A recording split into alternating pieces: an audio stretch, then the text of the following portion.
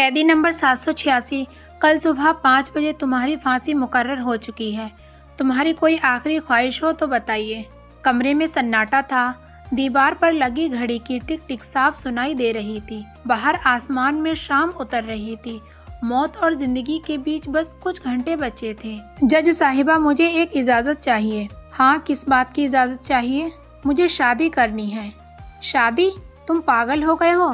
تمہاری پھانسی کے لیے صرف 3-4 گھنٹے باقی ہیں اور تمہیں شادی کی پڑی ہے؟ ہاں جج صاحبہ، میں جانتا ہوں، پر مجھے نکاح کرنا ہے۔ اچھا، کس سے کرنا ہے؟ اپنی بہن ہینا سے۔ کمرے کی ہوا جیسے جم گئی۔ قانون، سماج، دھرم سب ایک ساتھ اس کے دماغ میں گھوم گئے۔ آخر کیوں ایک بھائی اپنی بہن سے نکاح کرنا چاہتا ہے، وہ بھی پھانسی سے چند گھنٹے پہلے؟ میرا نام سمیرہ ہے اور میں ابھی نئی جج بنی تھی، آدیشوں سے بھری ہوئی۔ مجھے لگتا تھا کہ عدالت سچ اور نیائے کا مندر ہے۔ ایک دن میری عدالت میں ایک کیس آیا، قیدی نمبر 786۔ جیسے ہی وہ آدمی عدالت میں داخل ہوا، میری نظر اس پر ٹھہر گئی۔ عمر محض 24 سال، چہرے پر عجیب سا سکون، آنکھوں میں نہ ڈر تھا نہ پریشانی، بس ایک گہرا ٹھہراؤ اور سناٹا تھا۔ اس نے ایک آدمی کا قتل کیا تھا۔ سارے ثبوت صاف تھے، گواہ موجود تھے، لیکن پھر بھی کچھ اٹپٹا سا لگ رہا تھا۔ میں نے پوچھا، کیا تمہیں اپنا گناہ قبول ہے؟ اس نے سر ہلایا۔ جی ہاں، مجھے اپنا گناہ قبول ہے۔ تبھی میں نے کہا، تم جانتے ہو تمہیں کیا سزا مل سکتی ہے؟ تبھی وہ بڑا نرمی سے بولا، جی ہاں، موت کی سزا ملے گی۔ اتنی شانتی سے اس نے جواب دیا جیسے موسم کی بات کر رہا ہو۔ 5 سال بیت گئے، لیکن قیدی نمبر 786 کی وہ مسکان میرے ذہن سے کبھی نہ جا سکی۔ پھانسی سے ایک دن پہلے جیل ادھیاپک نے مجھے بلایا۔ میڈم، قیدی نمبر 786 آپ سے ملنا چاہتا ہے اور کل صبح 5 بجے اس سے پھانسی ہوگی اور یہی اس کی آخری خواہش ہے۔ میں شام کو جیل پہنچی۔ وہ میرے سامنے بیٹھا اور بولا، میڈم، آپ نے مجھے 5 سال پہلے موت کی سزا سنائی تھی۔ آپ نے سزا تو صحیح سنائی، کیونکہ ایک قاتل کی سزا یہی ہونا چاہیے، لیکن میں نے جس آدمی کو مارا وہ کوئی انسان نہیں، وہ ایک جانور اور شیطان تھا۔ تبھی قیدی نے کہا، میری چھوٹی بہن تھی جس کا نام ہینا تھا، جو صرف 12 سال کی تھی۔ اس آدمی نے اس کے ساتھ بہت برا کیا تھا۔ بار بار کسی نے وشواس نہیں کیا، پولیس نے بھی نہیں سنی۔ میں ہر جگہ بھٹکا، ہر جگہ گیا، پر کسی نے بھی میری بات نہ مانی۔ ایک دن شام کو جب میں اپنے گھر لوٹا تو میں نے اپنی بہن کو خون سے لت پت دیکھا، کیونکہ اس نے اپنی ہاتھ کی کلائی کاٹ لی تھی اور اس نے آتما ہتیا کرنے کی کوشش کی تھی، پر کسی طریقے سے وہ بچ گئی، لیکن اس کی آتما مر گئی تھی۔ اسی رات وہ آدمی پھر سے میرے گھر آیا اور وہ پھر سے میری بیمار بہن کو چھیڑنے لگا۔ مجھ سے برداشت نہ ہو سکا تو میں نے اس آدمی کے سر پر ایک بھاری سامان مارا، جس کی وجہ سے اس کی وہیں پر موت ہو گئی۔ رات بھر تو کسی کو معلوم نہ ہوا، پر صبح ہوتے ہی میرے گھر پر پولیس آ گئی۔ جب میں نے اپنی ماں کی طرف دیکھا تو میری امی نے کہا، بیٹا، پولیس کو میں نے اطلاع کی ہے، کیونکہ گاؤں والے تو ویسے بھی ہم لوگوں کو مار دیتے۔ اس سے بہتر ہے تو جیل میں رہے اور کچھ دنوں تو محفوظ رہے گا۔ تبھی میں نے اس لڑکے سے کہا، کیا تم نے اس آدمی کے خلاف کوئی رپورٹ کی تھی؟ تبھی وہ لڑکا کہتا ہے، ہاں، ہم نے رپورٹ تو کافی کی تھی، پر وہ آدمی کافی بڑا تھا، پیسے والا تھا، اس لیے پولیس والوں نے ہم کو ہی وہاں سے بھگا دیا اور ہماری بات کسی نے نہ سنی۔ یہ ساری باتیں سن کر میرے آنکھوں میں آنسو آ گئے۔ تبھی میں نے کہا، اب تم یہ بتاؤ تمہاری آخری خواہش کیا ہے اور تم نے مجھے یہاں پر کیوں بلایا ہے؟ تبھی وہ لڑکا بڑے سکون کے ساتھ بولا، مجھے اپنی بہن سے شادی کرنی ہے۔ میں یہ بات سن کر حیرت میں پڑ گئی۔ میں نے بولا، تم کیا پاگل ہو گئے ہو؟ تم اپنی سگی بہن سے شادی کیسے کر سکتے ہو؟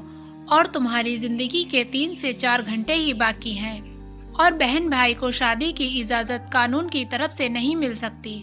تبھی وہ لڑکا کہتا ہے، جج صاحبہ، میں یہ جانتا ہوں کہ یہ غلط ہے، پر میری بھی مجبوری ہے۔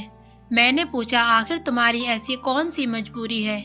تبھی اس قیدی لڑکے نے کہا، میں اپنی بہن سے نکاح اس لیے کرنا چاہتا ہوں کیونکہ اس کی زندگی خراب ہے اور وہ بیمار بھی ہے، اس لیے اس سے تو شادی کوئی کرے گا نہیں، اور میں اگر اس سے شادی کر لوں تو وہ قانوناً میری بیوی بن جائے گی، اور اسے اس کی وجہ سے پیشن بھی ملے گی، تھوڑا سہارا بھی ملے گا، اور سماج میں اسے عزت بھی ملے گی کہ یہ لڑکی بیوہ ہے۔ یہ باتیں سن کر میں ایک دم سے ہکی بکی رہ گئی کہ آخر موت سے پہلے ایک انسان اتنا سب کیسے سوچ سکتا ہے۔ میں پوری رات اسی قیدی اور قیدی کی بہن کے بارے میں سوچتی رہی، مجھے پوری رات نیند نہ آ سکی۔ پھر میں نے تھوڑی ہمت کی اور اگلے ہی دن ان دونوں کا نکاح کرایا۔ مولوی صاحب آئے، عارف نے کہا قبول ہے۔ حنا نے دھیرے سے سر ہلایا کیونکہ وہ زبان سے بول نہیں سکتی تھی۔ نکاح کے بعد اس نے کچھ گھنٹوں کی مہلت مانگی کہ وہ اپنی بیوی کے ساتھ بتانا چاہتا ہے۔ میں نے وہ بھی دے دی، لیکن جب رات میں دیر ہو گئی اور وہ نہ آیا تو ان کا دروازہ توڑا گیا تو ہم نے دیکھا کہ حنا غائب تھی۔ عارف بے ہوش تھا، اس کے ہاتھ میں ایک چٹھی تھی۔ جج صاحبہ، میں حنا نہیں ہوں، میرا نام ثنا ہے۔ حنا 2 سال پہلے مر چکی ہے۔ میں نے عارف کی آخری خواہش پوری کرنے کے لیے اس کا روپ لیا، لیکن اب مجھے سچ پتہ چل گیا، وہ بے گناہ ہے۔ میں اس کی جگہ پھانسی پر جانے کو تیار ہوں اور اسے آپ بچا لیجئے۔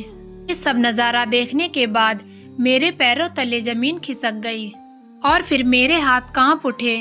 میں نے پہلی بار محسوس کیا پیار صرف پانے کا نام نہیں، کبھی کبھی یہ کسی کی زندگی بن جانے کا نام ہوتا ہے۔ جب کیس دوبارہ کھلا تو عدالت کھچا کھچ بھری تھی۔ ثنا نے کانپتی آواز میں کہا، میں ڈر گئی تھی 5 سال پہلے، لیکن اب نہیں ڈروں گی۔ تبھی میں نے کہا، عدالت کبھی کبھی قانون کی کتابیں سچ سے پیچھے رہ جاتی ہیں۔ آج ہمیں صرف دھارا نہیں، حالات بھی دیکھنے ہوں گے۔ جب فیصلہ آیا عارف بے گناہ ہے تو عدالت میں صرف تالیاں نہیں بجیں، لوگوں کی امید لوٹی۔ اب عارف کو رہا کر دیا گیا۔ عارف اپنی ماں کے گلے لگا تو بہت ہی خوش ہوا۔ عارف کی امی نے اللہ کا شکر ادا کیا اور عارف سے کہا، بیٹا میں کہتی تھی نا، اللہ صبر کرنے والوں کے ساتھ ہے اور اللہ تعالیٰ سچائی سامنے ضرور لاتا ہے۔ بے شک اللہ تعالیٰ بہت مہربان ہے اور اللہ کے یہاں دیر ہوتی ہے پر اندیر نہیں، اس لیے اللہ کی ذات سے کبھی بھی مایوس نہیں ہونا چاہیے۔ عارف نے مسکرا کر کہا، اللہ اکبر۔ پھر 3 مہینے بعد ثنا اور عارف کا نکاح ہوا۔ اس بار نکاح جیل میں نہیں، کھلے آسمان کے نیچے ہوا۔ ثنا دلہن بنی تھی، عارف کی آنکھوں میں بہی شانتی تھی، لیکن اب اس شانتی میں زندگی تھی۔ نکاح کے بعد وہ سمیرہ کے پاس آیا، میڈم آپ نے مجھے صرف آزادی نہیں دی، آپ نے مجھے زندگی دی ہے۔ سمیرہ مسکرائی، نہیں عارف، تمہیں تمہارے سچ نے بچایا، میں نے تو صرف اپنا فرض ادا کیا ہے، باقی میں نے تم پر کوئی احسان نہ کیا۔ اور پھر میں نے عارف سے کہا، میں تمہاری بیوی ثنا سے ملنا چاہتی ہوں۔ تبھی عارف نے خوش ہو کر مجھ سے کہا، جی میڈم آپ ہمارے گھر پر ضرور آنا اور ہمیں بہت ہی خوشی ہوگی۔ اسی شام میں ثنا سے ملنے چلی گئی۔ مجھے دیکھ کر عارف کی امی بھی بہت خوش ہوئی اور ثنا نے بھی میری بہت ہی عزت احترام کیا اور مجھے ادب سے کھانا بھی کھلایا۔ تبھی میں نے ثنا سے بس ایک ہی بات پوچھی کہ آخر عارف کے لیے تم جان کیوں قربان کر رہی تھی؟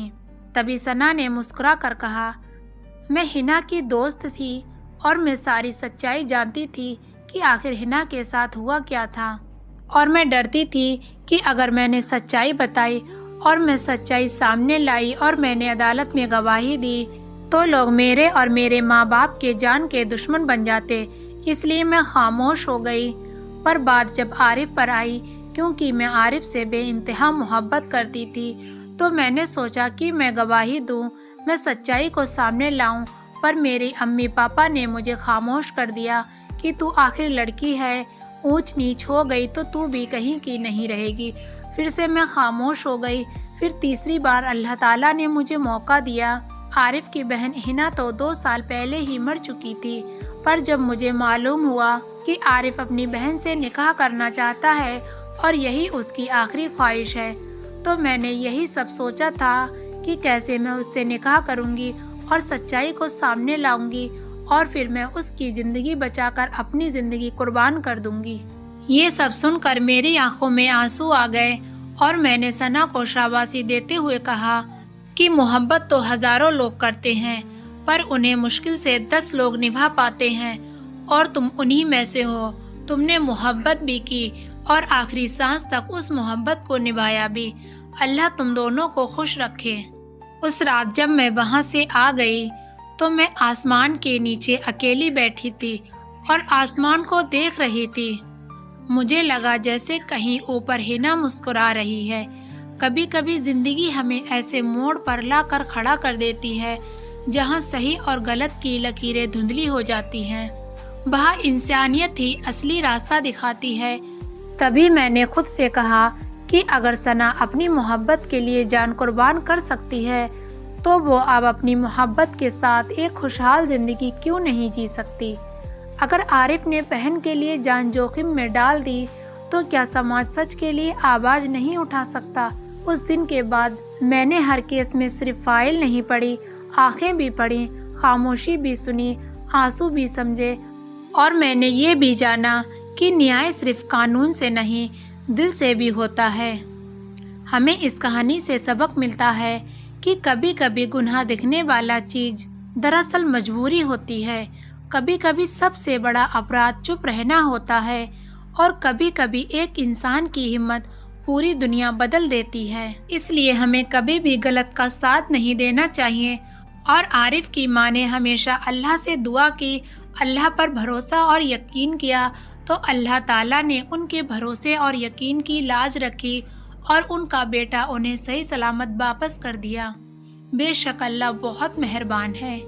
اور اگر محبت ہو تو ایسی جیسے ثنا نے عارف سے کی تھی، اسے آخری سانس تک نبھایا۔ اگر آپ لوگوں کو ہماری آج کی یہ اسٹوری اچھی لگی ہو تو ویڈیو کو لائک اور چینل کو سبسکرائب کرنا نہ بھولیں۔